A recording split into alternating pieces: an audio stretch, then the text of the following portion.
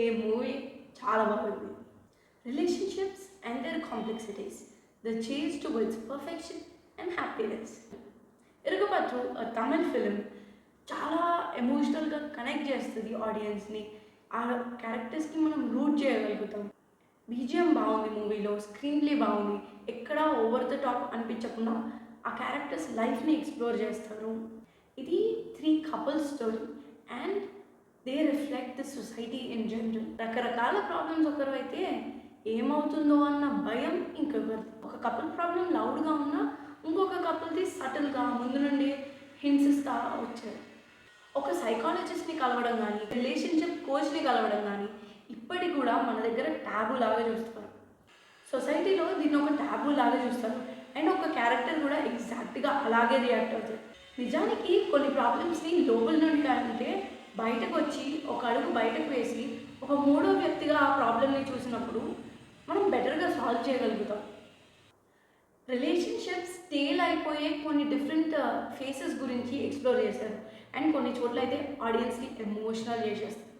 Actors చాలా బాగా perform చేశారు. ఆ 6 మెంబర్స్ అయితే చాలా బాగా యాక్ట్ చేశారు. మరి వాళ్ళ పేర్లు తెలుసుకోకపోతే ఎలా?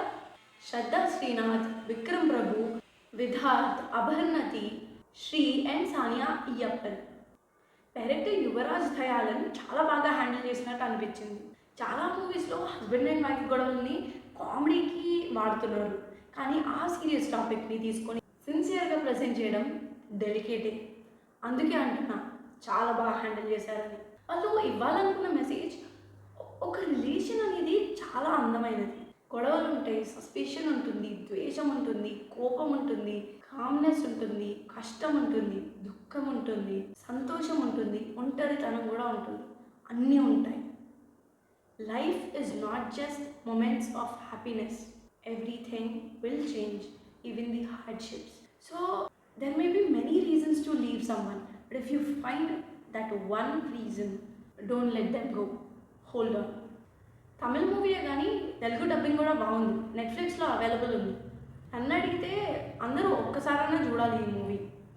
లైక్ చేయండి, మీ పార్ట్నర్తో షేర్ చేయండి. ఈ మూవీలో మీకు నచ్చిన మూమెంట్ ఏదో కామెంట్ చేయండి. బార్డర్స్తో సంబంధం లేకుండా డిఫరెంట్ మూవీస్, డిఫరెంట్ జానర్స్ని ఎక్స్ప్లోర్ చేయాలంటే సబ్స్క్రైబ్ చేసుకోండి ఫిలిం భారత్.